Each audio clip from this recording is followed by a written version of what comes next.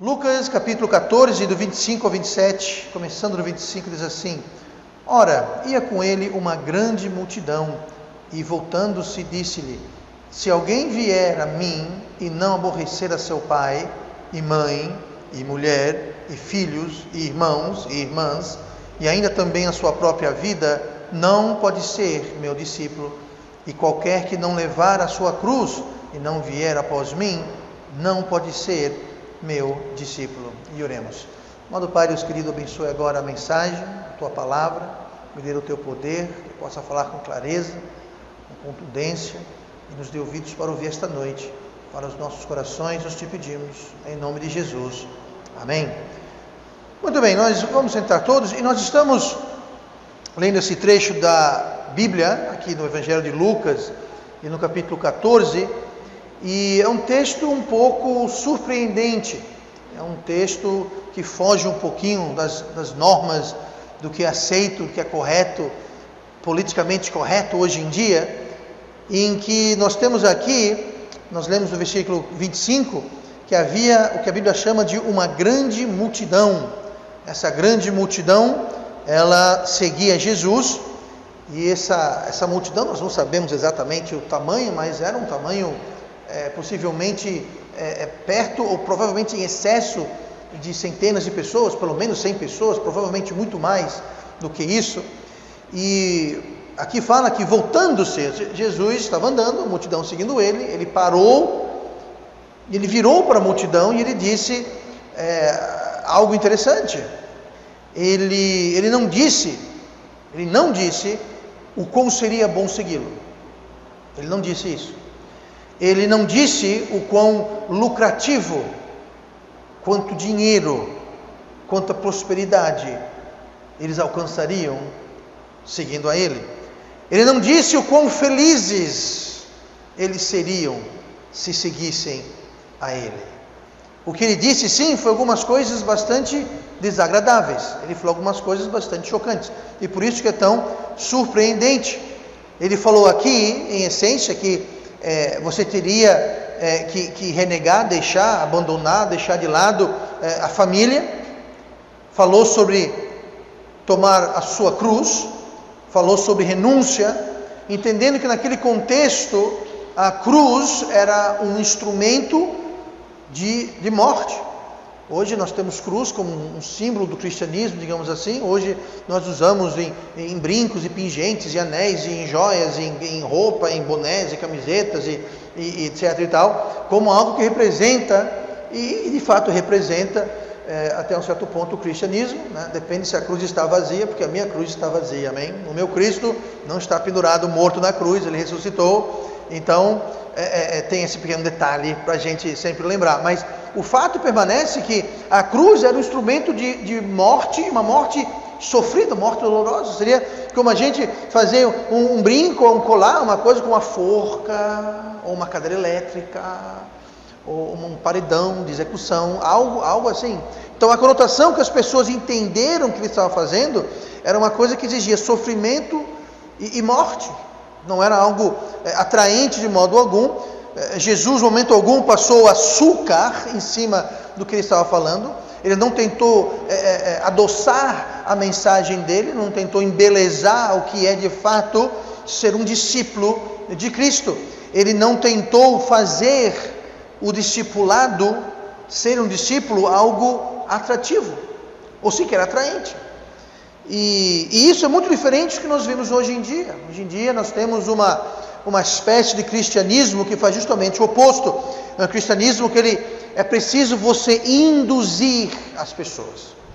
Você precisa prometer às pessoas, embelezar as coisas, para ver se você atrai as pessoas para serem seguidores ou discípulos de Cristo. Cristo nunca fez isso. Porque Cristo, sendo Deus, nunca trabalha com a mentira. Nunca trabalha com engano. O diabo não. O diabo é o mestre enganador. O diabo é o pai da mentira. Ele mente. Ele vai dizer que seguir o diabo é maravilhoso. Você vai ficar rico, famoso. Você vai ter tudo fácil. Vai ser uma maravilha, vai ser uma festa. Ele está mentindo, enganando você. Porque o salário do pecado Sempre foi e sempre vai ser a morte. Mas ele vai mentir para mim, para você, ele vai enganar a mim, a você. Ele quer que você entre numa vida que desagrada a Deus e vai te prometer o mundo, mas ele está mentindo. Deus não mente, Deus não vai nunca mentir. E aqui Jesus não está embelezando, não está fazendo promessa falsa, não está querendo induzir ou enganar ninguém. Ele está dizendo aqui, olha, ele fala, se alguém vier após mim, não aborrecer seu pai, sua mãe, seus filhos, irmãos, irmãs e ainda também a própria vida, se não tomar a sua cruz, não pode ser meu discípulo. Agora note uma coisa, ele está falando sobre ser discípulo. Nós vamos ver daqui a pouquinho o que é ser um discípulo, mas o que ele não está falando aqui, ele não está falando sobre salvação.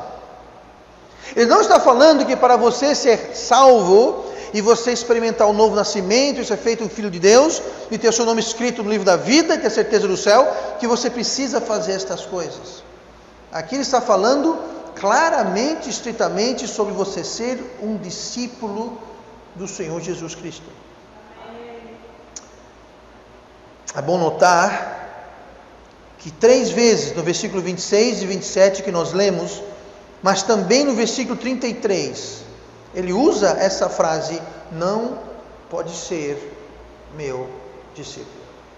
Ele é bem claro, não pode ser o meu discípulo. Agora entenda, para você ser um discípulo, você precisa ser salvo. Você não pode ser um seguidor de Cristo se você não for salvo, mas você pode ser salvo e não ser um servidor, um seguidor e um discípulo de Jesus Cristo. Você pode ser alguém salvo, mas que não segue a Jesus. E infelizmente, a maioria das pessoas que professam o nome de Cristo alegremente recebem a salvação, mas eles estão satisfeitos em ficar por aí. Eles estão contentes em receber a salvação, eles estão contentes em receber o sangue de Cristo, eles estão contentes em receber o perdão, estão contentes em ter o seu caminho para o céu, mas aí chega, tá bom. Eles não querem seguir adiante, e Jesus está aqui especificando, só que é um privilégio, e não é para todos.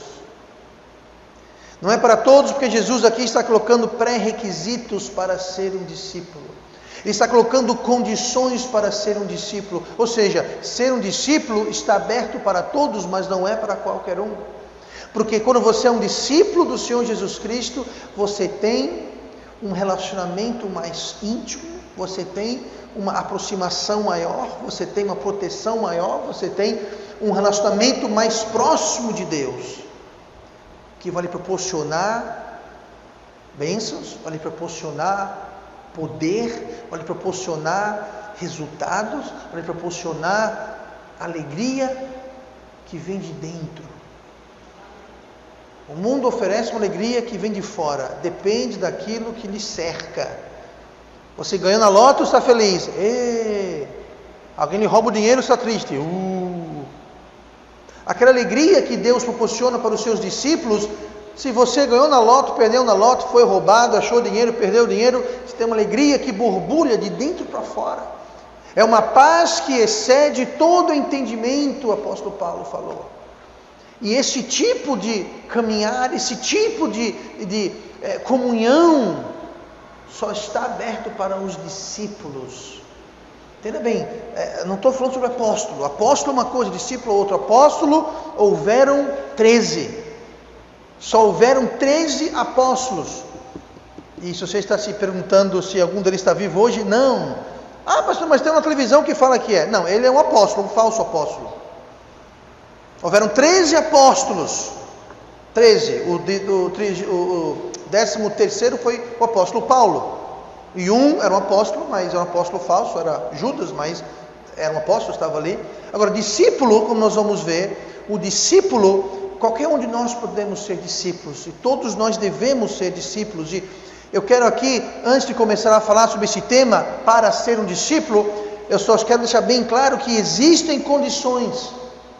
Existem condições, nós lemos o versículo 26, se alguém vier após mim e não aborrecer a seu pai, a mãe, mulher, filhos, irmãos e irmãs, e ainda também a sua própria vida, não pode ser meu discípulo. Versículo 27, e qualquer que não levar a sua cruz e não vier após mim, não pode ser meu discípulo. E se você olhar no versículo 33, que nós não lemos, mas vamos fazê-lo agora. Assim, pois, Jesus falando, qualquer de vós que não renuncia a tudo quanto tem, não pode ser o meu discípulo. Então aqui Jesus lhe coloca 3 condições. Você quer ser um discípulo? Há 3 condições. Ah, pastor, eu não quero ser discípulo. Não tem problema. Não tem problema. Deus vai ter os seus discípulos. O maior perdedor não é Deus, é aquele que se recusa a ser um discípulo. É aquele que perde. Aquele que perde a bênção, a comunhão e a alegria, a paz, a proteção e o livramento, e as bênçãos, e o prazer, e o propósito de viver. Isso sem falar nos galardões celestiais. Mas as condições existem, e esses versículos tratam. O que é ser um discípulo? Bom, no dicionário a palavra discípulo é definida como um aprendiz, um aluno receptivo a ensinamentos, ou seja, é um aluno que ele recebe. Não é aquele aluno que entra por aqui e sai por aqui. É um aluno receptivo. Continua. Um seguidor disposto a dar prosseguimento ao trabalho de seu mestre. Vocês sabem que Jesus ressuscitou e que ele voltou ao céu e ele não está mais na terra. Vocês sabem disso. Sabe quem ele incumbiu de continuar os seus ensinamentos, o seu ministério aqui na terra? Sabe quem? Nós. Cristo não está mais na terra. Ele está voltando e vai chegar a qualquer momento para nos levar. Mas até ele voltar, nós, os salvos, nós que fomos resgatados pelo seu sangue, cabe a nós dar prosseguimento. Ou seja, cabe a cada um de nós ser discípulo. Porque um discípulo é alguém que aprende, é receptivo, está disposto a dar prosseguimento ao trabalho de seu mestre. Agora entende, todos nós temos um mestre. Ou você serve a Deus, ou você serve ao diabo. Não tem meio termo. Jesus, falamos isso hoje de manhã, Jesus chegou para os judeus e falou assim: vós tendes ao diabo por pai. Eles não gostaram de ouvir isso. Nós não somos judeus, nós temos Abraão como pai, nós temos o templo, e nós temos a lei, e nós temos os profetas, e nós temos, vós tendes o diabo por pai. Palavras duras. Mas sabe por que ele falou isso? Porque ou você tem Deus, ou você tem o diabo. Não tem meio termo. Ou você vai dar prosseguimento ao trabalho de Deus, ou do diabo. Pastor, é possível um filho de Deus, alguém salvo, alguém resgatado, dar prosseguimento ao trabalho do inimigo? Claro que pode, o mundo está cheio. Jesus falou que não podeis servir a 2 mestres, ou você vai servir um e vai desprezar o outro. Não tem meio termo. Então entenda, todos nós estamos, não é que nós vamos, estamos dando prosseguimento ao trabalho de Deus ou do diabo. Ah, pastor, mas eu sou salvo. Não tem problema. Pessoas salvas podem ser usadas pelo diabo. Não pense que não, pode sim. Pergunta é, você é um discípulo de quem? A quem você está dando prosseguimento ao trabalho de quem? Continuando aqui, a palavra discípulo no grego é a palavra mathetes, que significa literalmente um aprendiz. Alguém que trabalha com um profissional para aprender aquele trabalho. O aprendiz de um carpinteiro vai aprender a trabalhar com madeira. O aprendiz de um pedreiro vai trabalhar construindo coisas. O aprendiz de um borracheiro vai trabalhar com borracha e aquela coisa toda. É um aprendiz. Então um discípulo, a qual nós somos chamados a ser, nada mais é do que alguém que vai aprender com o mestre, que é Jesus. Aí eu pergunto, quais lições que nós estamos colocando em prática? As lições de Deus ou as lições do mundo e do diabo? Porque o que a gente está colocando em prática está mostrando o que nós aprendemos e estamos dando prosseguimento. E a verdade é que existem igrejas cheias de pessoas que não são discípulos, não são seguidores. Podem até ser salvos, mas não são discípulos, não são seguidores. Eles querem a bênção, eles querem a salvação, eles querem ser beneficiados, mas não querem seguir, não querem ser discípulos. E como nós sabemos, a salvação é de fato de graça, não vem das obras, é pela fé. E alguém pode ser salvo e nunca servir ou seguir ou ser um discípulo de Cristo, porque a salvação ela é gratuita. Mas para as pessoas que estão dizendo, bom pastor, salvação é de graça, não depende de eu ser discípulo, seguir ou fazer nada, e eu vou para o Senhor do mesmo jeito, para mim está bom demais. Só que existe uma coisinha chamada Tribunal de Cristo. O Tribunal de Cristo vai ser onde você vai receber ou perder, eu disse receber ou perder, recompensa.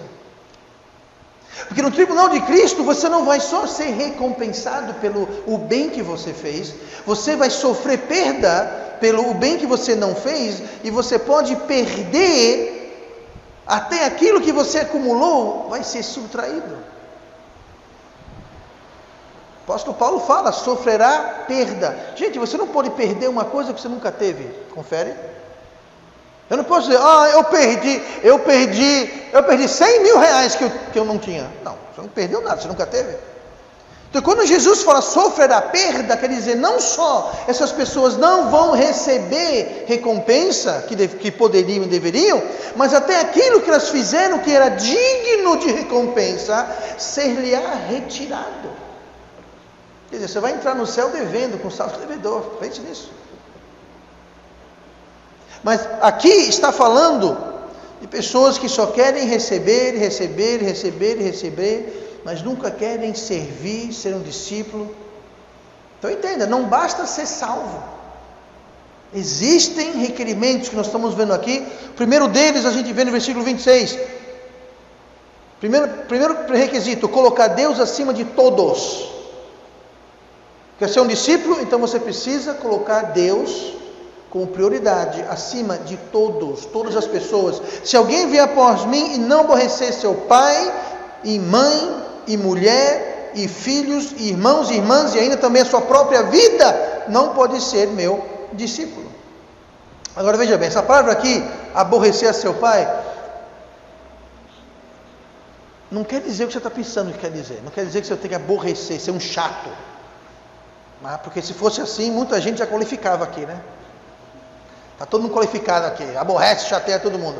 Essa palavra aborrecer, ela significa, de um certo modo, odiar. Então quer dizer aqui que eu tenho que odiar meu pai e minha mãe? Não é que você tem que odiar. Essa palavra que é usada aqui para aborrecer, é você não amar, seria o oposto de amar, mas não que você não vai amar aquela pessoa. Quer dizer que você não vai amar ela acima de tudo. Isso quer dizer que você não vai dar a primeira escolha, a preferência maior, aquilo não vai estar no topo da lista. Esse aborrecer não quer dizer que você vai chatear aquela pessoa, mas quer dizer que você vai se preocupar em segundo plano com aquela pessoa, porque em primeiro plano está Deus.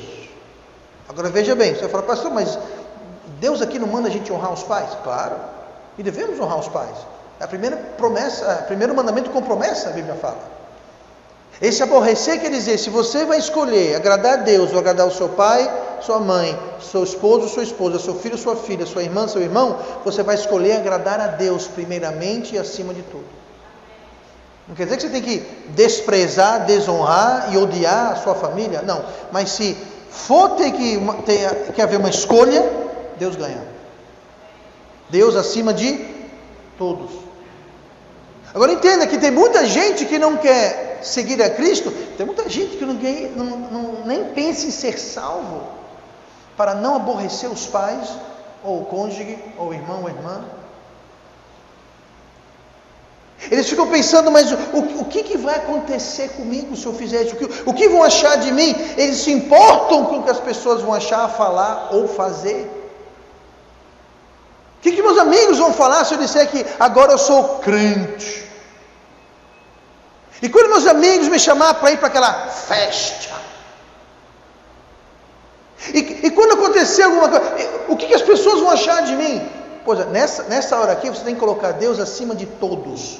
Não interessa o seu pai, sua mãe, não interessa, porque o que interessa mais é o que Deus quer. Agora, o ideal é quando Deus e os seus pais, a sua esposa, seu irmão, sua irmã, está todo mundo no mesmo trem, andando na mesma direção, pensando do mesmo jeito. Mas quando há uma divergência, Deus ganha. Quando há que fazer uma escolha, você vai escolher Deus. Outras pessoas temem a repercussão que haverá nas suas vidas. Na época de Cristo e ainda hoje, se um judeu se converte ao cristianismo, a família dele o exclui, deserda. Eles têm um enterro simbólico com um caixão vazio. Você morreu com aquela família. Na época de Cristo e hoje a mesma coisa. Eu pensei que os judeus eram... Gente, quer ver um grupo de pessoas que odeiam Cristo? Os judeus. Você pensa que mudou alguma coisa desde a época de Cristo? Lembra que eles gritaram: crucificai-o, solte o assassino, mas crucifique a Cristo. Pois é, esse ódio permanece até hoje. Eles não aceitam Cristo. Eles até hoje chamam ele de um impostor. O que é meio cômico. Você vai para muitas igrejas, tem bandeira de Israel, olha pela paz de Israel. Não, tudo bem, pode ter, mas eu não entendo porque esse amor todo para Israel. Quer ver um país que você não pode entrar como missionário cristão? Israel. Não permitem. Israel não permite. Índia, Paquistão, Arábia Saudita não permite. É um país muito anticristão. Nós temos que entender isso. E o contexto é esse. Naquela época, quando o judeu se convertia ao cristianismo, ele era expulso, ele morreu para a família. Ninguém queria. Pai não, nem suma na minha frente. Você não tem pai, não tem mãe, não tem irmão. Você era abandonado, deserdado, acabou-se. Você morreu para aquela família. No Brasil talvez não seja assim.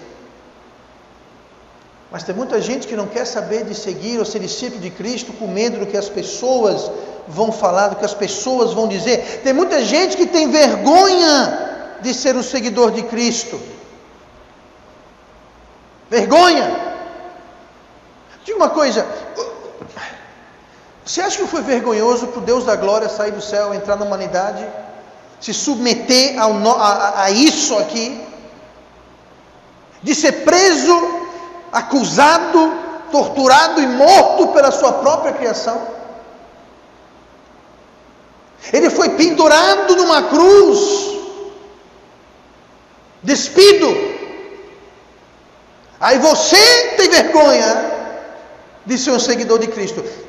Ele não teve vergonha de você, por você, mas um dia ele vai. Um dia Cristo vai ter vergonha daqueles que têm vergonha dele. Marcos 8:38. Porquanto qualquer que entre esta geração adúltera e pecadora se envergonhar de mim e das minhas palavras, também o Filho do Homem se envergonhará dele, quando vier na glória de seu Pai com os santos anjos. Se envergonhe de Cristo. Se envergonhe. Ele não se envergonhou quando morreu na cruz por você, mas quando ele voltar, ele vai se envergonhar de você. Ele vai olhar na sua cara e falar: eu tenho vergonha de você, você me fez vergonha. Você arrastou o meu nome na lama, você deu um mau testemunho, você me trouxe vergonha. Eu não sei contar você, eu não quero isso para mim. Não me parece coisa boa. Muitos se envergonham porque o que as outras pessoas vão achar, que os colegas de classe, de trabalho, os vizinhos, a família, os amigos. Pastor, qual deve ser a minha atitude para eles? Lixem-se. Problema deles. Problema deles. Jesus falou: todo aquele, você entenda, todo aquele que não aborrecer, quer dizer isso. Você vai preferir a Cristo. O ideal é que não precisa haver escolha. Se você se rodear com pessoas que amam e seguem e querem servir a Cristo, você não vai precisar fazer a sua escolha. Mas se chegar ao ponto que você tem que escolher, escolha Cristo, escolha Deus.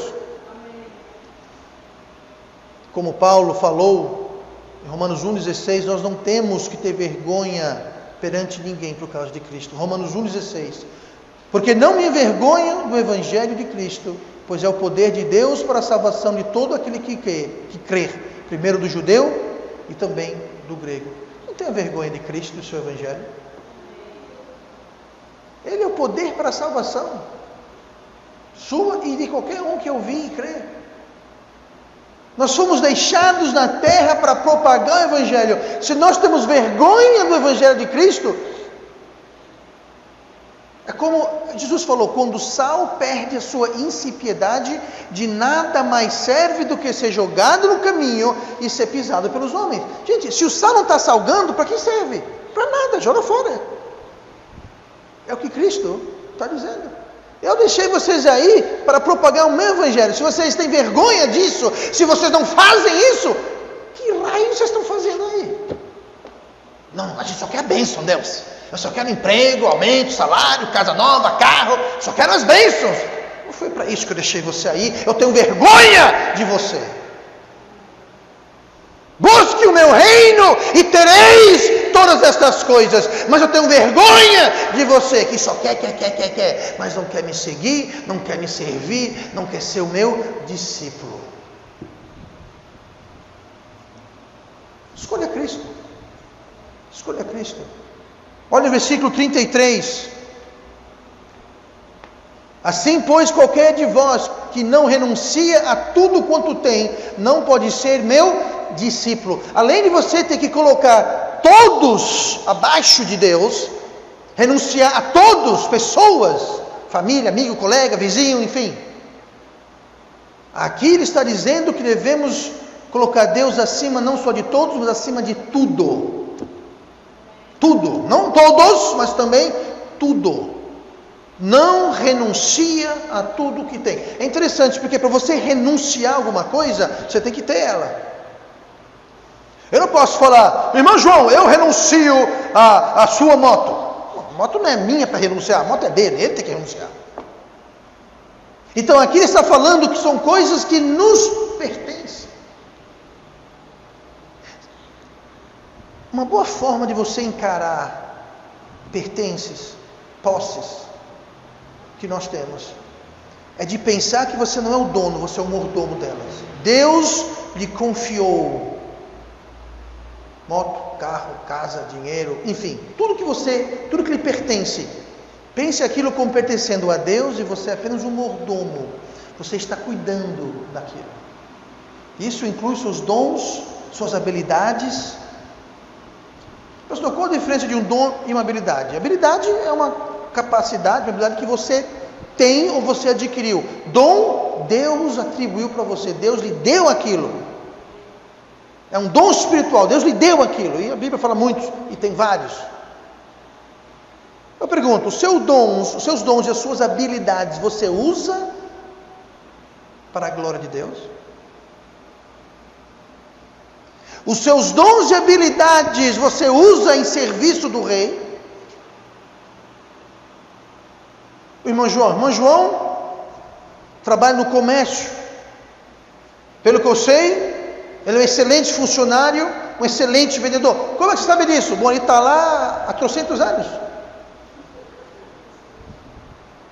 Se não fosse tão bom, não estava lá mais do que 300 anos. Ele está lá, não tem isso aí. Quantos anos, irmão, você está lá?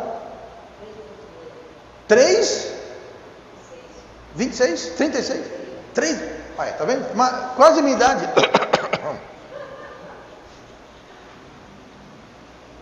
Mas sabe outra coisa que o irmão João é? Ele é um excelente ganhador de almas. Eu acredito que a habilidade que o irmão tem de trabalhar interpessoalmente não é um dom espiritual. O irmão João tem dons espirituais, que eu sei disso. Eu creio que esse não é um desse, porque ele faz isso mais tempo do que o irmão é salvo, na é verdade. Mas é uma habilidade que ele tem, adquiriu, desenvolveu, que ele não só usa no seu trabalho, ele usa no trabalho do rei. Eu conheço pessoas que têm habilidades musicais e têm uma voz bonita, mas não trabalham ao serviço do rei. Cantam em bares, restaurantes, por dinheiro. Nada de errado você cantar, tocar um instrumento, se não for uma música profana, uma música errada, nada de errado você ser um músico profissional, nada de errado com isso. Mas você usa aquilo a serviço do rei? Voltando ao irmão João, como outros aqui, estou pegando no pé dele porque, eu não sei porquê, mas não estou pegando no pé dele hoje. A moto que ele tem, ele usa para uso pessoal, para a igreja. Leva a pessoa para cá, traz para lá, vai evangelizar, vem, leva, coloca, vai. E outros de vocês também, não vou começar a falar todo mundo, senão a gente não vai embora hoje, mas entenda. Isso é renunciar. Suas posses. Você tem uma casa, sua ou alugada, ela está aberta para atividades a serviço do rei. Tem um estudo bíblico que você mesmo pode ter um estudo bíblico na sua casa. Ah, não, minha casa não. Aqui está dizendo, aquele pois de vós que não renuncia a tudo quanto tem. Coisas são muito importantes para as pessoas. Um dos motivos, eu creio, é porque coisas você pode pegar, você pode cheirar, você pode apertar, são coisas concretas. Coisas é algo diferente de fé. Fé é a certeza das coisas não vistas. Você não vê o fruto da fé assim, você não vê, porque não é palpável. Coisas, está aqui, ó, estou vendo, está aqui. Então o ser humano, muitas vezes, ele fica enrolado, enrascado, escravizado a coisas. As coisas prendem e escravizam. E aqui Jesus fala que nós devemos estar dispostos a renunciar. Não quer dizer que você, para você ser um discípulo, você vai ter que renunciar, queimar tudo, dar para os outros. Não é isso. Mas se chegasse a isso,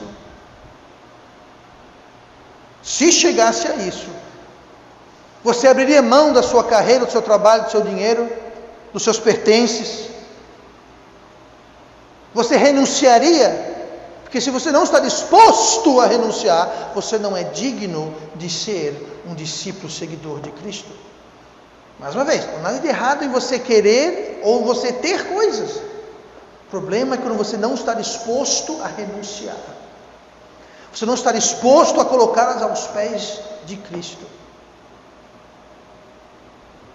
Nada de errado em você ter ou querer coisas enquanto estejam dentro das prioridades corretas. Uma boa prioridade. Número 1, primeiro, Deus. Segundo, pessoas. E terceira coisa, coisas. Geralmente é o contrário. Todo mundo coloca as coisas lá em cima. Depois vem eles. Aí lá embaixo tem Deus e as outras pessoas. Está lá embaixo. Lá embaixo. Eu ajudar alguém com as minhas coisas? Essas coisas são minhas.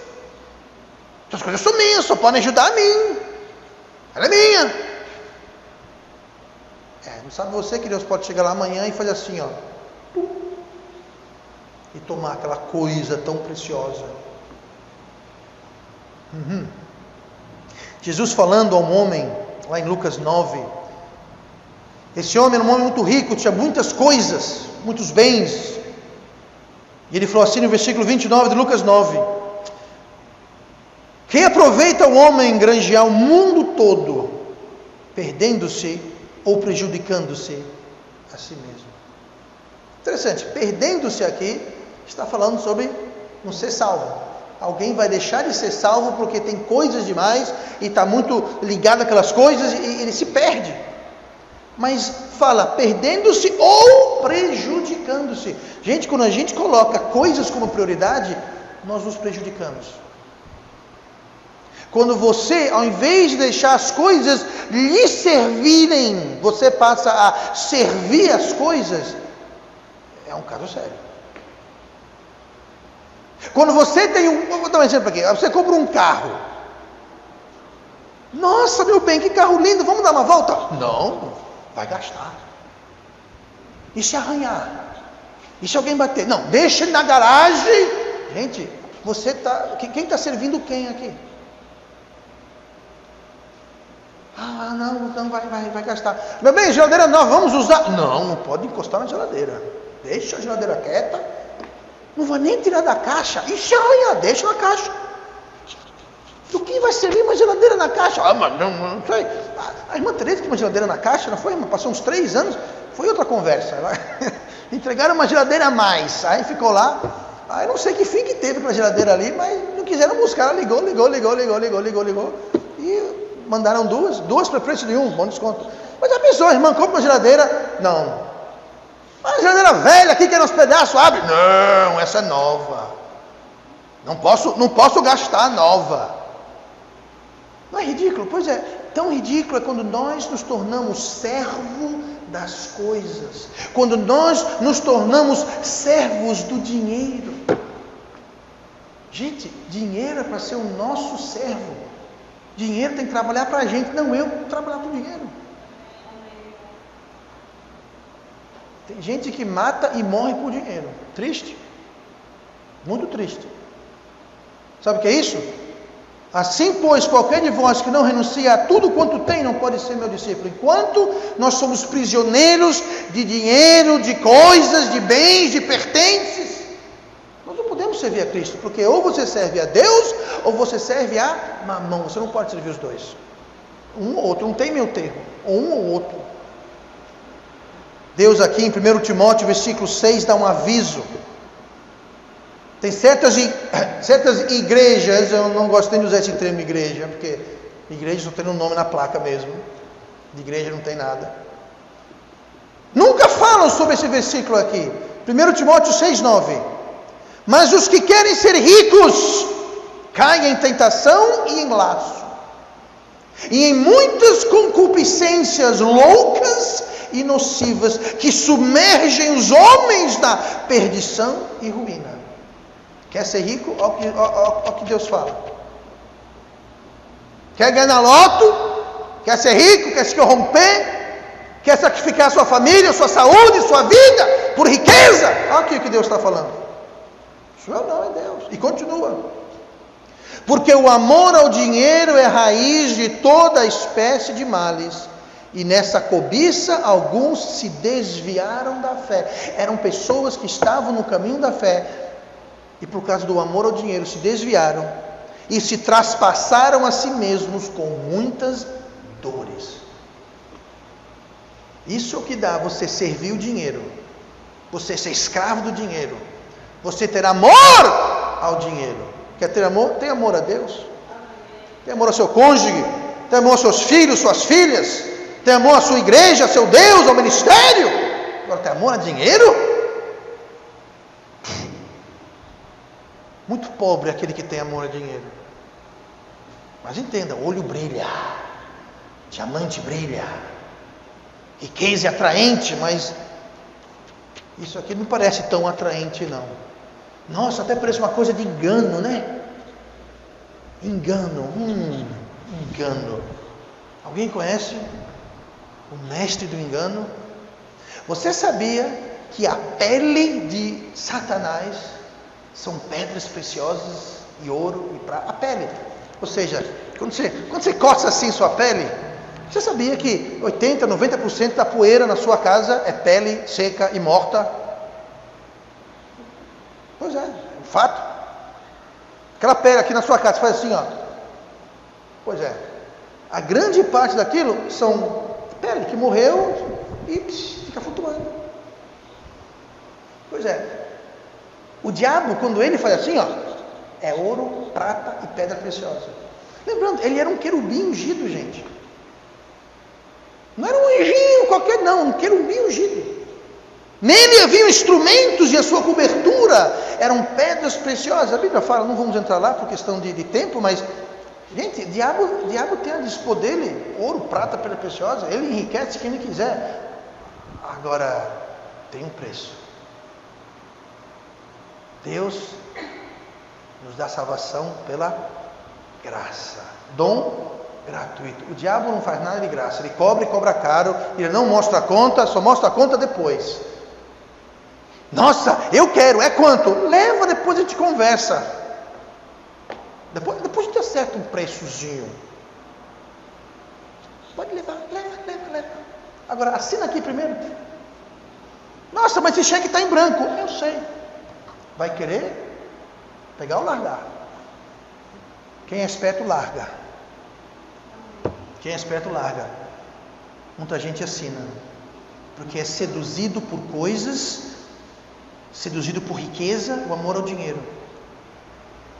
Pois é. Nossa riqueza e o nosso tesouro devem ser no céu. No céu. Lucas 12:33, Jesus falou: vendei o que tendes e dai esmolas.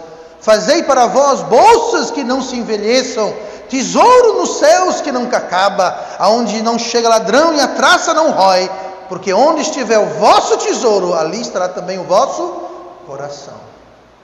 E é aqui que está o problema em você não renunciar a tudo que tem. Se o seu coração está em coisas, é lá que vai estar o seu tesouro, lá que vai estar o seu coração. O que é precioso para você? Coisas, ouro, prata ou os céus? Você sabe que Jesus nunca possuiu nada? Sabe o que é nada? A única coisa que ele tinha, que nós sabemos que ele pertencia a ele, era a sua roupa, a sua túnica. Mais nada. Ele mesmo disse em Mateus 8:20, e disse Jesus: as raposas têm covis e as aves do céu têm ninhos, mas o Filho do Homem não tem onde reclinar a cabeça. Jesus, quando entrou em Jerusalém, falou para os seus discípulos: vai ali na casa tal, tem um jumentinho amarrado, pegue e diga que o mestre está precisando. E a entrada triunfante, como é chamada em Jerusalém, foi num jumento emprestado. Tem gente que fala que Jesus tinha casa de praia, dirigia carros de luxo, se fosse na... Isso é fantasia, não está na Bíblia. E hoje em dia, muita gente busca Deus simplesmente buscando coisas e ouro. A Bíblia fala que quem faz isso, quem prioriza tesouro, riqueza e coisa, não pode ser discípulo. Está desqualificado. Desqualificado. Última coisa esta noite, versículo 27. E qualquer que não levar a sua cruz e não vier após mim, não pode ser o meu discípulo. Você tem que colocar Deus acima de todos, colocar Deus acima de tudo e colocar Deus acima de si próprio. Falamos sobre a cruz. Aquele que não levar a sua cruz, a cruz aqui está falando sobre sacrifício. Sacrifício. Sacrifício no dicionário significa abandono forçado ou voluntário daquilo que nos é precioso. Aqui, é claro, está falando sobre abandono voluntário. Você está disposto a levar a sua cruz? Você está disposto a ser um sacrifício? Sabe, Jesus estava disposto a ser o sacrifício por nós. Lá em Mateus 26, versículo 42, e indo segunda vez orou, dizendo: Pai meu, se este cálice não pode passar de mim, sem eu o beber, faça-se a tua vontade. Aqui ele está falando o seguinte: ele falou: Deus, se não tem outro jeito, se não tem como eu não ir para a cruz, se não tem como eu ser o sacrifício, se não tem outro jeito, então seja feita a vossa vontade. Ele falou: se eu preciso fazer o sacrifício, eu farei. Me diga uma coisa: você é alguém disposto a fazer um sacrifício? Ou você é do tipo que fala: eu sacrificar? Não. Sacrificar é coisa de Deus. Deus sacrifica, eu não. Eu só quero mais para mim. Eu só quero mais para mim. Eu me sacrificar, você está brincando. Não existe amor sem sacrifício. Amor sem sacrifício é muito barato. Porque Deus amou o mundo, que deu o seu Filho. Isso é amor e sacrifício. Marido que ama sua esposa, ele sacrifica. Pais que amam seus filhos, eles sacrificam. E tem outra coisa, filhos, antes de você ser muito ingrato com seus pais, lembre-se que eles sacrificaram muito por vocês. O que mais tem? Você não come, você não tem roupa, um teto na cabeça, um colchão embaixo do seu remédio. Sabe o que é isso? É sacrifício. Não existe amor sem sacrifício. E se nós não estamos dispostos a sacrificar, a tomar nossa cruz, é porque nós não estamos dispostos a amar nem Deus e nem o próximo. Jesus é o nosso exemplo. Jesus fez um sacrifício, e ser um discípulo de Cristo sem sacrifício não faz o menor sentido. Por isso que Jesus falou: se você não está disposto a tomar a sua cruz e me seguir, nem venha. Se você não quer a cruz, não quer o sacrifício, então nem venha, nem me siga. Pode voltar que você... O que falar em Romanos 12:1? Rogo-vos, pois, irmãos, pela compaixão de Deus, que apresentei os vossos corpos em o quê? Sacrifício vivo, que é o vosso culto racional. Faz sentido. O que não faz sentido é o crente não estar disposto a fazer sacrifício e querer seguir a Ele. 1 Coríntios 15:58 fala assim: portanto, meus amados irmãos, sede firmes e constantes, sempre abundantes na obra do Senhor, sabendo que o vosso trabalho não é vão no Senhor. Jesus falou que até um copo d'água que você der a um desses meus pequeninos vai passar em branco. Todo aquele que alimentar o profeta na condição do profeta terá recompensa de profeta. Tudo que a gente fizer por Cristo, pela causa de Cristo, não vai ser em vão. Talvez os homens não vejam, talvez ninguém saiba, mas Deus está vendo. Não é em vão, não é vazio. E ser discípulo é o objetivo que todo cristão deve ter. Jesus não vai forçar você, Jesus não vai enganar você, não vai ludibriar você, mentir para você. Ele falou: olha, você tem que colocar a mim acima de tudo, acima de todos, e estar disposto a fazer sacrifício. Eu não quero ficar aqui na frente contando coisas da minha vida para alguém achar que eu estou me vangloriando aqui. Mas eu poderia falar vez após vez, após vez, após vez, após vez, em que nós sacrificamos, nós colocamos Deus acima de coisas, colocamos Deus acima de pessoas,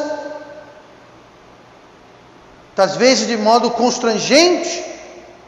Sabe que você está em casa, hora de igreja, domingo à noite, 6:30, você está pronto para ir para a igreja. Você abre a porta: oi, família, viemos visitar você, nós viemos de bem longe visitar você. Ah, que bom, bora para a igreja, estamos de saída. Igreja? Você já não foram de manhã? E nós vamos de noite. Mas a gente veio visitar você. Tudo bem, vamos para a igreja, juntos. Ah não, que a gente está ocupado. Deus recompensa.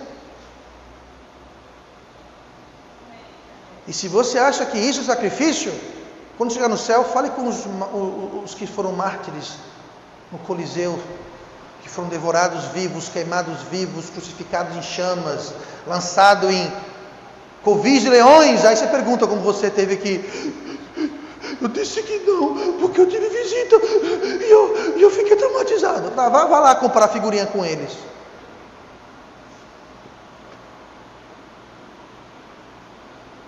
Vá dizer que o sacrifício, eu tive que acordar para ir para a igreja e foi um trauma. Vá lá falar com o Estevão que foi apedrejado, fale com eles. Compare figurinha com eles lá.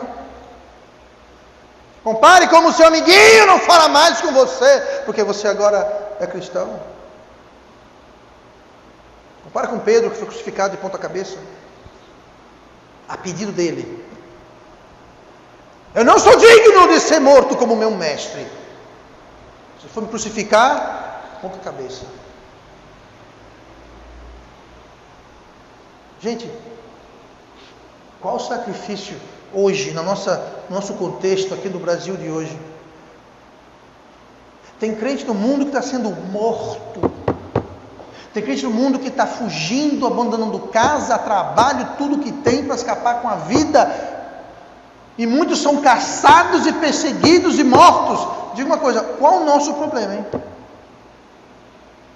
Qual a nossa desculpa, hein?